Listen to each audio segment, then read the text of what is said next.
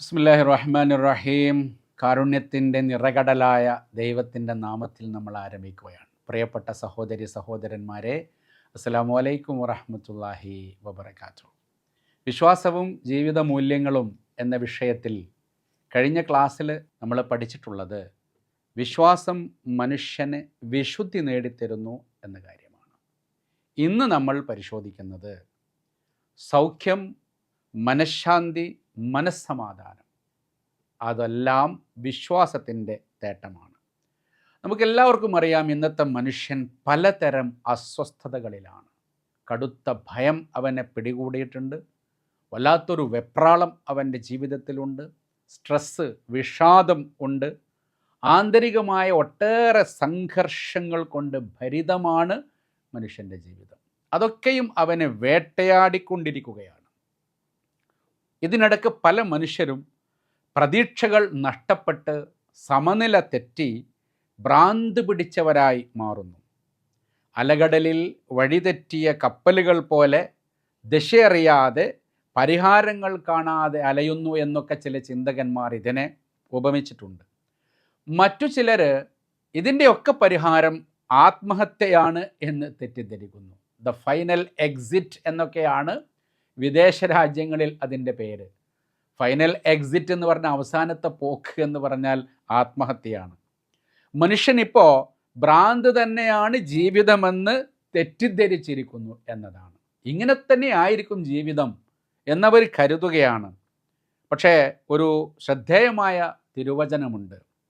നബി സല്ലല്ലാഹു അലൈഹി വസല്ലം പറയുന്നു, മരുഭൂമിയിൽ പിശാചിനാൽ വഴിതെറ്റിക്കപ്പെട്ട് പരിഭ്രാന്തരായി അലയുന്നവരെ പോലെ എന്ന് ഇത്തരം ആളുകളെ പ്രവാചകൻ ഉപമിച്ചിട്ടുണ്ട്. എത്ര മനോഹരമായ ഒരു ഉപമയാണത്. എന്നാൽ ആദരിക്കപ്പെട്ട, ദൈവത്താൽ പവിത്രമാക്കപ്പെട്ട, ആദരിക്കപ്പെട്ട ഒരു മനുഷ്യൻ ഇങ്ങനെ അധപതിക്കേണ്ടവനാണോ? എന്തിലാണ്, എവിടെയാണ് മനുഷ്യൻ്റെ ശാന്തിയുള്ളത്? എവിടെയാണ് മനുഷ്യന് സൗഖ്യമുള്ളത്, മനസ്സമാധാനമുള്ളത്? നമ്മൾ വിനയാന്വിതരായി പറയുന്നു, ദൈവവിശ്വാസത്തിൽ അതുണ്ട്. എല്ലാ പരീക്ഷണങ്ങൾക്ക് നടുവിലും നമുക്ക് ആശ്വാസമുണ്ട്, പരിഹാരമുണ്ട്. ജീവിതത്തിൽ ഏറ്റക്കുറച്ചിലുകൾ ഉണ്ടാകും. ഇത് ഇസ്ലാമിൻ്റെ ഒരു വിശ്വാസമാണ്. ഖുർആൻ പറഞ്ഞിട്ടുള്ള കാര്യമാണ്. നിങ്ങളിൽ ഒരു കൂട്ടർക്ക് മറ്റൊരു കൂട്ടരേക്കാൾ നമ്മൾ വിഭവങ്ങൾ നൽകിയിട്ടുണ്ട്. നമ്മളാണ് നിങ്ങളെ ജീവിത വിഭവങ്ങൾ നിശ്ചയിക്കുന്നത്. നിങ്ങൾക്ക് എല്ലാവർക്കും അധ്വാനിക്കാം. പക്ഷേ ജീവിതം ഒരു പരീക്ഷണമായതുകൊണ്ട് ഈ ഏറ്റക്കുറച്ചിൽ അനിവാര്യമാണ്. എന്നല്ല, മനുഷ്യന് പണം വേണ്ട എങ്കിൽ, മനുഷ്യന് പട്ടിണിയില്ല എങ്കിൽ ദൈവത്തിനെ അങ്ങനെ സൃഷ്ടിക്കാം. മലക്കുകളെ അങ്ങനെ സൃഷ്ടിച്ചിട്ടുണ്ട്. പക്ഷെ മനുഷ്യൻ്റെ ജീവിതം വേറെ ഒന്നായതുകൊണ്ട് ഈ പറയുന്ന പണവും വിശപ്പും അവൻ ഉള്ളത് കൊണ്ടല്ലേ അവൻ അധ്വാനിക്കുന്നത്. അത് രണ്ടുമില്ലെങ്കിൽ ആരെങ്കിലും ഇരിപ്പില്ലെന്ന് രാവിലെ എഴുന്നേറ്റ് വരുമോ? ഒരു നാട്ടിൽ എല്ലാവരും സമ്പന്നരാണെങ്കിൽ ആ നാട് ഒരാഴ്ച കഴിഞ്ഞാൽ ചീഞ്ഞു നാറില്ലേ? ആരെങ്കിലും എന്തെങ്കിലും കാര്യത്തിന് കിട്ടുമോ? അപ്പോൾ ജീവിതമോടാൻ ഈ പറയുന്ന ഏറ്റക്കുറച്ചിലുകൾ ആവശ്യമാണ്. പക്ഷേ മനുഷ്യൻ മറ്റു മനുഷ്യരെ സേവിച്ചുകൊണ്ട് ഈ പ്രശ്നങ്ങളെ പരിഹരിക്കണം. അതോടൊപ്പം പരലോകത്തിലാണ് യഥാർത്ഥ ജീവിത വിജയമെന്ന തിരിച്ചറിവ് മനുഷ്യന് വലിയ രൂപത്തിലുള്ള കരുത്ത് പകരുന്നു. അതുകൊണ്ട് സൗഖ്യത്തെക്കുറിച്ചും ശാന്തിയെക്കുറിച്ചും മനസ്സമാധാനത്തെക്കുറിച്ചും ചിന്തിക്കുമ്പോൾ ഇങ്ങനെ ഒരു പരലോകമുണ്ടെന്ന് പറയുന്ന ചിന്ത, ഇതൊരു പരീക്ഷണ ജീവിതമാണെന്ന് ചിന്ത വലിയ കരുത്ത് മനുഷ്യന് നൽകുന്നു. അവൻ നിരാശനാകുന്നില്ല. ഒരു ചിന്തകൻ പറഞ്ഞിട്ടുണ്ട്, വെള്ളത്തിനുള്ള ദാഹം വെള്ളമുണ്ട് എന്നതിന് തെളിവാണ്. നീതിക്ക് വേണ്ടിയുള്ള ഒരു പ്രതീക്ഷ നീതിയുടെ ലോകം വരാനുണ്ട് എന്നതിന് തെളിവാണ്. അപ്പോൾ ഇവിടെ ആർക്കെങ്കിലും വല്ലതും കുറഞ്ഞു പോയാൽ ദൈവം തമ്പുരാൻ അവനതിന് പകരം കൊടുക്കും. മറ്റൊരു കാര്യം, ദൈവം നമ്മുടെ കൂടെയുണ്ട്. സൂറത്ത് മുഹമ്മദിൽ വിശുദ്ധ ഖുർആൻ പറയുന്നുണ്ട്, വല്ലാഹു മഅക്കും, അല്ലാഹു നിങ്ങളുടെ കൂടെയാണ്. ഈ ഒരു ആശ്വാസം മനുഷ്യന് നൽകുന്ന ആത്മവിശ്വാസം ചെറുതല്ല. വേറെ ഒരു ഭാഗത്ത് ഖുദ്സിയായ ഹദീസിൽ ദൈവം പറയുന്നുണ്ട്, എൻ്റെ ദാസൻ എന്നെക്കുറിച്ച് വിചാരിക്കുന്ന നേരം ഞാൻ അവനോടൊപ്പമുണ്ട്. എന്നെപ്പറ്റി ചിന്തിക്കുക, എന്നെപ്പറ്റി ആലോചിക്കുക, എൻ്റെ സ്മരണകൾ നിലനിർത്തുക, അപ്പോൾ ഞാൻ അവൻ്റെ കൂടെ ഉണ്ടാകും. ഭൗതിക സുഖങ്ങളിലും സാമ്പത്തിക സ്ഥാനമാനങ്ങളിലും ഉയർച്ചകളിലും സൗഖ്യമുണ്ടെന്ന് മനുഷ്യൻ തെറ്റിദ്ധരിക്കുന്നു. അതുകൊണ്ടാണ് അവൻ ആർത്തി പൂണ്ട് ഓടിക്കൊണ്ടിരിക്കുന്നത്. പക്ഷേ അത് അവൻ്റെ താൻ പോരിമയിലേക്കും അതുപോലെ മത്സരിച്ചോടുന്നതിലേക്കും മനുഷ്യനെ എത്തിക്കുന്നു. പക്ഷെ മനുഷ്യൻ്റെ മനസ്സമാധാനം അവിടെ കെട്ടുപോവുകയാണ് ചെയ്യുന്നത്. നിങ്ങൾ ഓടിയെടുത്തോളം സ്ഥലം നിങ്ങൾക്കുള്ളതാണെന്ന് പറഞ്ഞ് പഴയകാലത്ത് ഒരു രാജാവ് ആളുകളോട് ഓടുന്നിടത്തോളം ഓടി നിങ്ങൾ ആ സ്ഥലം എടുത്തോളൂ. കുറച്ചാളുകൾ കഴിയുന്നത്ര ഓടി നിർത്തിയിട്ട് അത് സ്വന്തമാക്കി. ആർത്തി പൂണ്ട ഒരു മനുഷ്യൻ വൈകുന്നേരം വരെ ഓടി, ഒരുപാട് സ്ഥലം അവന് കിട്ടി. പക്ഷെ വൈകുന്നേരം അവനവിടെ മരിച്ചു വീണു. എന്തെങ്കിലും കാര്യം അതുകൊണ്ടുണ്ടോ? അതുകൊണ്ട് ദൈവം തന്നിട്ടുള്ള ഏറ്റക്കുറച്ചിലുകളും അവസ്ഥകളും പരീക്ഷണങ്ങളും മനസ്സിലാക്കിക്കൊണ്ട് മനസ്സംതൃപ്തിയോടുകൂടി ജീവിക്കുക എന്നത് എവിടെ നിന്ന് ലഭിക്കും?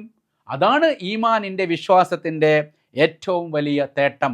നിങ്ങൾക്ക് എത്ര ഉണ്ടായിട്ടും കാര്യമില്ല, മനസ്സമാധാനം ഉണ്ടാകണം. അതുകൊണ്ടാണ് ചിന്തകന്മാർ പറഞ്ഞത്, സംതൃപ്തി ഇല്ലെങ്കിൽ കൊട്ടാരങ്ങൾ വരെ തടവറകളാണ്.